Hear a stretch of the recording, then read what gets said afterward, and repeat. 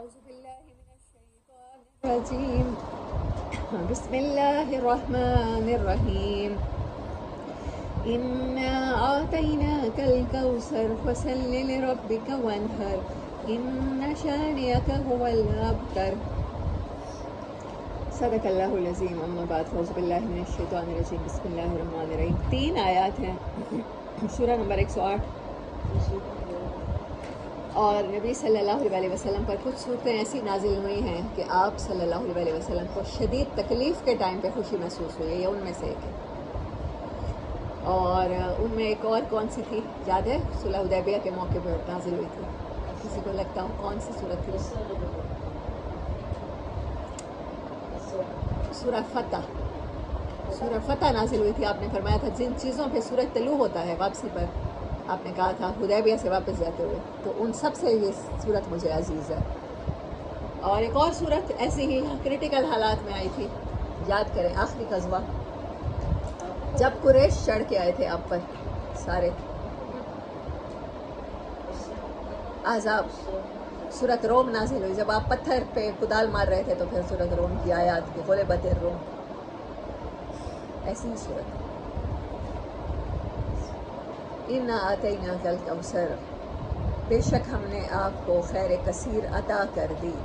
نبی صلی اللہ علیہ وسلم کی اولادوں میں سب سے پہلے جناب حضرت قاسم آپ کے بیٹے ہیں بڑے، جن کے نام پر آپ کی کنیت کیا ہے؟ ابو القاسم. اس کے بعد حضرت زینب ہیں، اس کے بعد حضرت رقیہ ام کلثوم رقیہ بی بی فاطمہ الزہرا ہیں. بعد میں آپ کے 2 بیٹے اور بھی ہوئے ہیں جو بھی طاہر یا عبداللہ کہا جاتا ہے، ابو عبداللہ بھی آپ کو کہا جاتا ہے. تو سب سے پہلے جو بیٹے تھے قاسم، وہ 4-5 سال کے ہو کے فوت ہوئے ہیں. نبی صلی اللہ علیہ وسلم نے نا قرآن سارا کا سارا دیکھیں آپ، یتیموں پر جب بات کرتا ہے تو اللہ نے کیا کیا؟ نبی صلی اللہ علیہ وسلم کو پیدائشی یتیم پیدا کیا.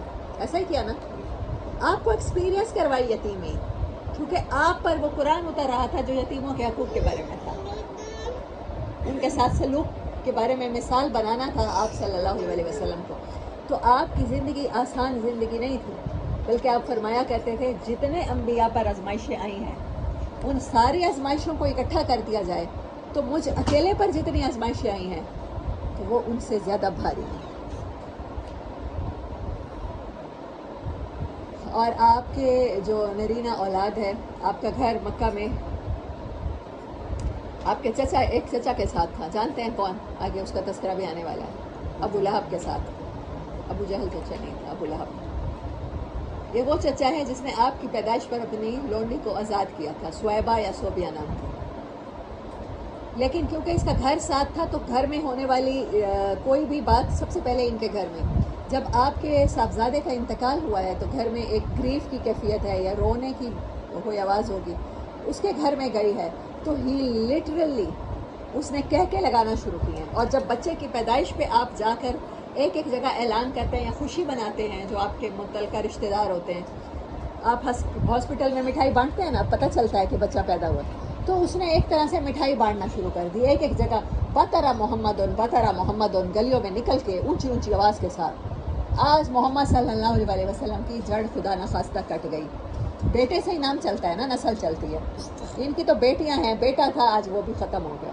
اس نے کہہ کے لگاتے ہوئے ایک جگہ جا کر ایسے گلیوں میں اس نے بولنا شروع کر دیا. سوچیں کہ یہ آوازیں آپ کے کانوں میں پڑ رہی ہوں گی تو کیا کیفیت ہوگی جب آپ اپنے بچے کی باڈی اٹھا کے اپنے ہاتھوں میں بیٹھے ہیں اور غم کی شدید کیفیت میں ہیں، اور ایک انسان جا کے اس کو اعلان کر رہا ہے اور کہہ کے لگا کے کہہ رہا ہے کہ آج محمد صلی اللہ علیہ وسلم کی جڑی کٹ گئی. یہ انتہائی گریف کا مقام ہے.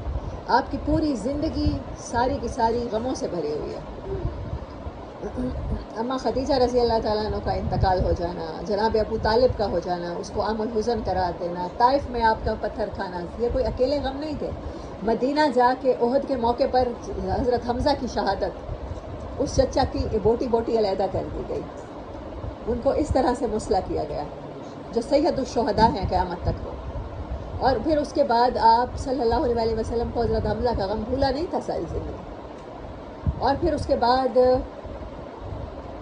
غزوہ خندق کے موقع پر سارے کفار کا غزوہ احزاب کے موقع پر چڑھ آنا اور حدیبیہ کے مقام پر. اچھا یہ ساری تکلیفیں تو کافروں سے ملتی رہی ہیں، وہ تکلیف تو اپنوں سے ملی ہے. وہاں پر حدیبیہ کے مقام پر وہ راستہ اختیار کرنا پڑا جو جانور بھی جس راستے سے نہیں جاتے تھے، اور 10,000 کا لشکر ہے، 10,000 لوگ عمرے کے لیے ساتھ گئے ہیں، اور ان کو یقین ہے کہ نبی کا خواب سچا ہوتا ہے صلی اللہ علیہ وسلم، اور آپ نے خواب دیکھا ہے. اس کے باوجود آپ عمرہ نہیں کر سکے، آپ واپس آئیں.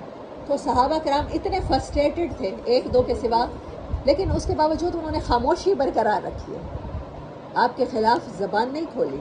لیکن فرسٹریٹڈ اتنے تھے کہ جب آپ نے کہا کہ اپنا وہ احرام کھولو اور سر کے بال منڈواؤ تو کسی نے بھی کچھ نہیں کیا. کیا حضرت ام سلمہ رضی اللہ تعالیٰ نے آپ سے کہا کہ آپ کیجیے. آپ اس ٹائم گریف کی انتہائی کیفیت میں تھے، پوری زندگی غموں سے بھری ہوئی ہے. تو جب یہ صورت نازل ہوئی تو صحابہ کرام کہتے ہیں نبی صلی اللہ علیہ وسلم کو مسکراتے دیکھا. آپ کی عادت مبارکہ تھی، آپ کے اوپر جب جیسے ہی وہی نازل ہوتی تھی آپ سب سے پہلے اس کو ریسائٹ کرتے، تلاوت فرماتے تھے. لیکن اس صورت کی یہ خصوصیت ہے کہ جب آپ کو یہ ملی، اب بہت سے اس کو مدنی قرار دیتے ہیں اور بہت سے مکی قرار دیتے ہیں. اگر مکی قرار دیا جائے تو وہ واقعہ جناب ابو القاسم کی وفات کا وہ بنایا جا سکتا ہے. اور مدینے میں یہ ہوتا تھا کہ صلح حدیبیہ کے موقع پر، غزوہ خندق کے موقع پر قریش کے افراد یا مدینے والے وہاں جاتے تھے مکہ میں، تو یہ ان کو کہا کرتے تھے اپنی قوم سے اس شخص کو دیکھا ہے، ابتر شخص ہے، خدا نخواستہ کہ یہ اپنی قوم سے کٹا ہوا ہے. جو اپنی روٹ سے کٹا ہوا ہو اس کو ابتر کہا جاتا ہے، یہ اپنی روٹ سے کٹا ہوا شخص ہے. تو دونوں صورتوں میں واللہ اعلم بالصواب سے یہ صورت مدینہ میں نازل ہوئی یا مکہ میں. لیکن یہ ڈیفینیٹ ہے کہ آپ مسکرائے، آپ بیٹھے بیٹھے مسکرانے لگے. صحابہ نے عرض کیا یا رسول اللہ کی کون سی بات ہے، ہمیں بھی شیئر کریں. تو آپ نے فرمایا کہ مجھ پر جو صورت نازل ہوئی ہے اللہ تعالیٰ نے مجھے بہت بڑی تسلی دے دی ہے. صورت والضحیٰ میں بھی یہی تسلی ہے، صورت علم نشرہ میں بھی یہی تسلی ہے کہ آپ کا نام قیامت تک کے لیے بلند رہے گا. اب بتائیں کہ جن کی نسلیں ہماری بیٹوں سے چلتی ہیں، ہمارے نام بلند ہیں کہ محمد صلی اللہ علیہ وسلم. ہاں اس کو سمجھ نہیں آئی بدبخت انسان کو، اس نے اگر یہ کہا.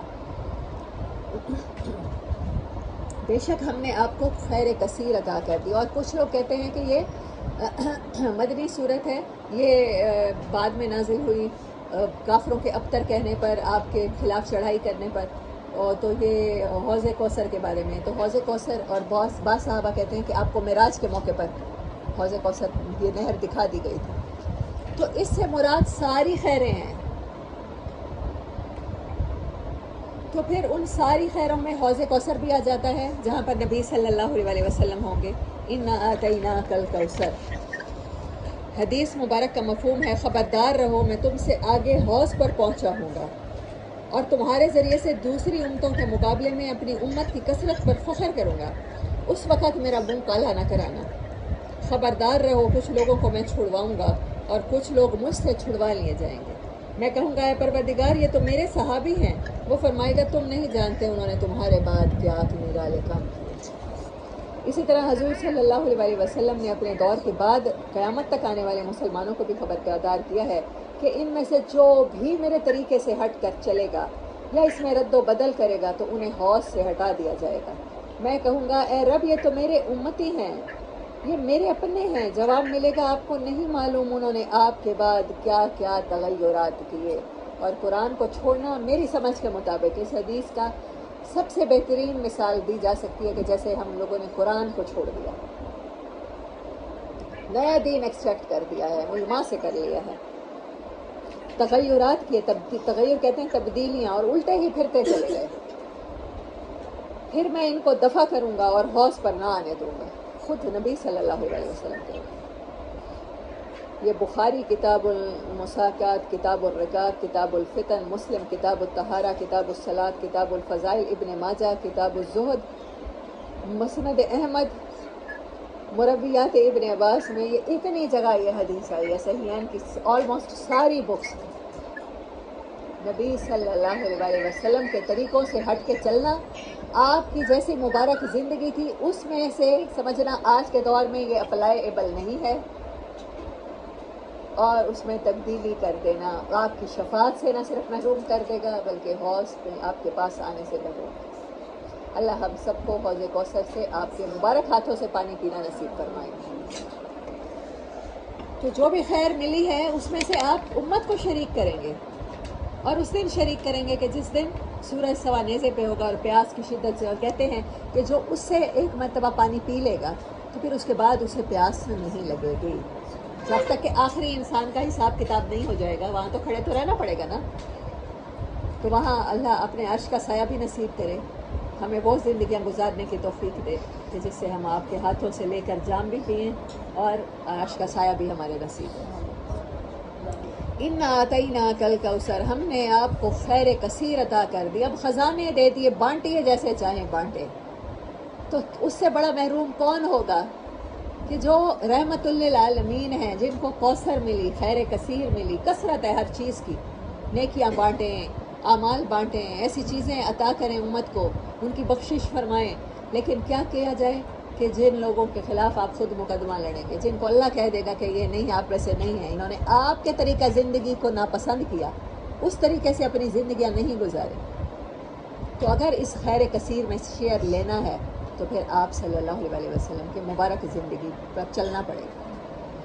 فَصَلِّ لِرَبِّكَ وَانْحَرْ، تو نماز پڑھی اپنے رب کے واسطے۔ پھر صلاۃ کا مطلب، یہ سل کا مطلب ملائیے،